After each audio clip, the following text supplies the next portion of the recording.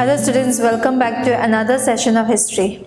Today our chapter is 10, New Empires and Kingdoms. We are going to learn in this chapter what are the new empires and kingdoms. Empires means where a large number of countries or states are ruled or controlled by the rulers, and the kingdoms are ruled by the kings and the queens. So now let's start. Arvind plays a king. Arvind had been chosen to act as a king in the school play. He had expected to march solemnly in splendid robes, to twirl his mustache, and wield a silver paper wrapped sword with gusto. Imagine his surprise when he was told he would also have to sit and play a veena and recite poetry. A musician king. Who was that? He wondered. So, Arvind had to play a king's role in his school, and he was told to act exactly like the king. So, we can just imagine that how excited he was. Now, Prashastis and what they tell us. Now, what is Prashasti? Prashasti is a Sanskrit word which means in praise of. Arvind was supposed to be acting as Samudragupta, a famous ruler of a dynasty known as the Guptas. We know about Samudragupta from a long inscription inscribed on the Ashokan pillar at Allahabad. It was composed as a kavya by Harshina, who was a poet and a minister at the court of Samudragupta. This inscription is of a special kind known as Prashasti, a Sanskrit word meaning in praise of. While Prashastis was composed for some of the rulers you read about in chapter 9, such as Gautami Putra, Shri Shatakarni. They became far more important from the time of the Guptas. Samudragupta's Prashasti. Let us see what Samudragupta's Prashasti tells us.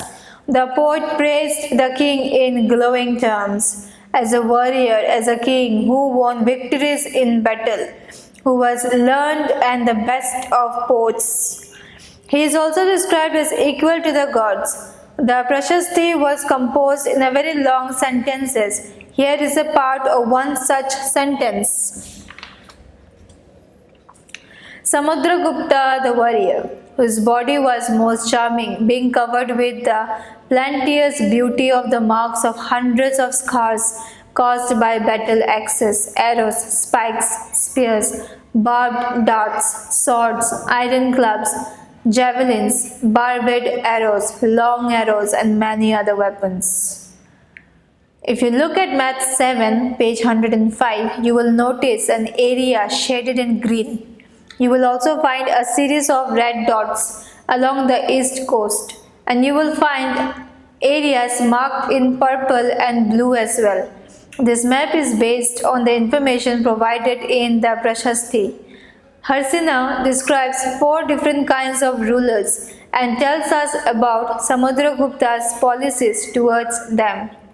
The ruler of Aryavata, the area shaded in green. So let us see.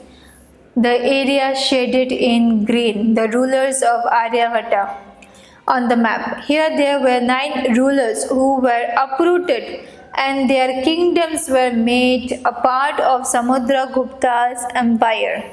The ruler of Dakshinapatha. Here there were 12 rulers, some of whose capitals are marked with red dots on the map.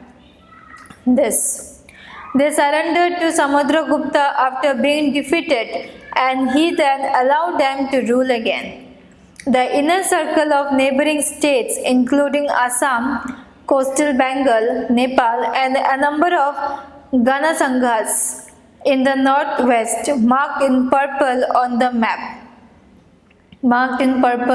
map. Here, the inner states, all this. Nepal, Assam, then coastal Bengal, then Nepal. Okay. They brought tribute, followed his orders, and attended his court. The rulers of the outlying areas marked in blue on the map this portion. The descendants of the Kushanas and Shakas and the ruler of the Sri Lanka, who submitted to him and offered daughters in marriage. Genealogist. Now, most Prashastis also mention the ancestors of the ruler. This one mentions Samudragupta's great grandfather, father and mother. His mother Kumara Devi belonged to the Lichavi Gana, while his father Chandragupta was the first ruler of the Gupta dynasty to adopt the grand title of the Maharaj Adiraja, a title the Samudragupta also used. His great-grandfather and grandfather are mentioned simply as Maharajas. It seemed as if the family gradually rose to importance. Samudragupta in turn figures in the genealogies of later rulers of the dynasty, such as his son Chandragupta II. We know about him from inscriptions and coins. He led expeditions to western India, where he overcome the last of the Shakas. According to the later belief, his court was full of learned people, including Kalidasa the poet and Aryabhata the astronomer, about whom you will read in chapter 11. Harshvardhana and the Harsha Charitra. While we can learn about the Gupta rulers from these inscriptions and coins, we can find about some kings from biographies. Harshvardhana, who ruled nearly 1400 years ago, was one such ruler. His court poet Banabhatta wrote his biography, the Harsha Charitra, in Sanskrit. This gives us a genealogy of Harsha and ends with his becoming king. Xuanzang, about whom you read in chapter 9, also spent a lot of time at Harsha's court and left a detailed account of what he was. Harsha was not the eldest son of his father, but became king of Thanesar after both his father and elder brother died. His brother-in-law was a ruler of the Kannauj, and he was killed by the ruler of Bengal. Harsha took over the kingdom of Kannauj and then led an army against the ruler of Bengal. Although he was successful in the east, he conquered both Magadha and Bengal. He was not successful elsewhere. He tried to cross the Narmada to march into the Deccan, but was stopped by a ruler belonging to the Chalukya dynasty, Pulakeshin II. The Pallavas, Chalukyas and the Pulakeshins Prashasti. The Pallavas and Chalukyas were the most important ruling dynasties in South India during this period. The kingdom of the Pallavas spread from the region around their capital, Kanchipuram, to the Kaveri Delta, while that of the Chalukyas was entered around the Raichur Doab between the rivers Krishna and the Tungabhadra. Aihole, the capital of the Chalukyas, was an important trading center. It was developed as a religious center with a number of temples. The Pallavas and the Chalukyas frequently raid one another's land, especially attacking the capital city, which were prosperous town. The best known Chalukya ruler was Pulakeshin II. We know about him from a prastiti composed by his court poet Ravikriti. This tells us about his ancestors, who was traced back through 4 generations from father to son. Pulakeshin evidently got the kingdom from his uncle. According to Ravikrita, he led expeditions along both the west and the east coast. Besides, he checked the advance of Harsha. There is an interesting play of words in the poem. Harsha means happiness. The poet says that after his defeat, Harsha was no longer Harsha. Pulakeshin also attacked the Pallava king, who took shelter behind the walls of Kanchipuram. But the Chalukya victory was short-lived. Ultimately, both the Pallavas and the Chalukyas gave way to new rulers belonging to the Rashtrakuta and Chola dynasties, about which you will study in class 7. How were these kingdoms administered? As in the case of earlier king, land revenue remained importance of this ruler, and the village remained the basic unit of administration. There were some new developments as well. King adopted a number of steps to win the support of men who were powerful either economically or socially, or because of their political and military strength. For instance, some important administrative posts were now hereditary. This means that sons succeeded fathers to this post. For example, the poet Harshina was a Mahadana Nayaka or chief judicial officer like his father. Sometimes one person held many offices. For instance, besides being a Mahadana Nayaka, Harshana was a Kumar Amatya, meaning an important minister, and a Sandhi Vigrahika, meaning a minister of war and peace. Besides, important men probably had a say in local administration. These included the Nagar Shasti or chief banker or merchant of the city, the Sartavaha or leader of the merchant caravans, the Prathama Kulika or the chief craftsmen and the head of the Kashtas or scribes. These policies were reasonably effective, but sooner or later some of these powerful men grew strong enough to set up independent kingdoms, a new kind of army. Like earlier rulers, some of these kings maintained a well-organized army with elephants, chariots, cavalry, and foot soldiers. Besides, there were military leaders who provided the king with troops whenever he needed them. They were not paid regular salaries. Instead, some of them received grants of land. They collected revenue from the land and used these to maintain soldiers and horses and provide equipment for warfare. These men were known as Samantas. Whenever the ruler were weak, Samantas tried to become independent. Assemblies in the southern kingdoms. The inscriptions of the Pallavas mentions a number of local assemblies. This included the Sabha, which was an assembly of Brahmin land owners. This assembly functioned through sub-committees which looked after irrigation, agricultural operation, making roads, local temples, etc. The Yuvar was a village assembly found in areas where the land owners were not Brahmins, and the Nagaram was an organization of merchants. It is likely that these assemblies were controlled by rich and powerful land owners and merchants. Many of these local assemblies continued to function for centuries.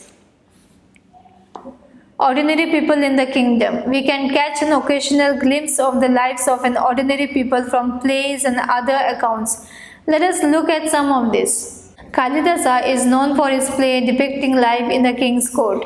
An interesting feature about this place is that the king and most Brahmins are shown as speaking Sanskrit, while women and men other than the king and Brahmins were used Prakrit. His most famous play, Abhinaja Shakuntalam, is the story of the love between a king named Dukshanta and a young woman named Shakuntala. We find an interesting descriptions of the plight of a poor fisherman in this play. A fisherman finds a ring. A fisherman found a precious ring which the king had given to Shakuntala, but which had been accidentally swallowed by a fish.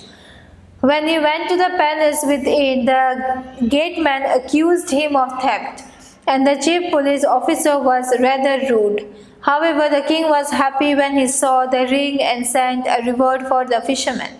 Then the police officer and the gateman decided to take a share of the reward and went along with the fisherman to have a drink. The Chinese pilgrim Faxian noticed the plight of those who were treated as untouchables by the high and mighty. They were expected to live on the outskirts of the city. He writes, if such a man enters a town or a marketplace, he strikes a piece of wood in order to keep himself separate. People hearing this sound know what it means and avoid touching him or brushing against him. And Banabata provides us with a vivid picture of the king's army on the move. The king's army. The king traveled with an enormous amount of equipment. Apart from weapons, there were things of daily use such as pots, pans, furniture, golden Footstools, food including animals such as goat, deer, rabbits, vegetables, spices, carried on carts or loaded onto pack animals such as camels and elephants. This huge army was accompanied by musicians beating drums and other playing horns and trumpets. Villagers had to provide hospitality along the way. They came with gifts of cards, gur, and flowers and provided fodder for the animals. They also arrived to meet the king and place their complaints and petitions before him. The army left a trail of destructions behind. Elephants often trampled down the huts of villagers, and the oxen yoked to the caravans of merchants ran away, scared by the tumult. As Vanabhata says, the whole world was swallowed up in dust. So this was the story we have seen about the rulers of the Gupta dynasty. It was followed, the founder of the Gupta dynasty was Chandragupta, then followed by Samudragupta. Then Samudragupta, who was he actually? Samudragupta was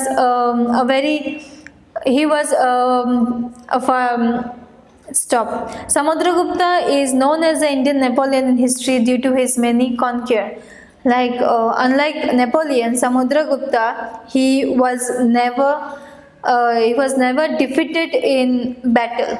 Next, Samudragupta, in Samudragupta's court there was Harshina. Then Chandragupta II court there was Kalidasa and Aryabhatta, who learned persons of his court. Then there comes the rise of ruler. We had Harshvardhana Banabhatta. Then the Chinese pilgrim we had Xuanzang. Then after Gupta dynasty, the rise of the Chalukya dynasty was begun. Then after the Pallavas and Chalukya dynasty, the rise of Shtrakuta and Chola dynasty began. So students, I'll meet you with the next topic. Till then, take care and thank you so much.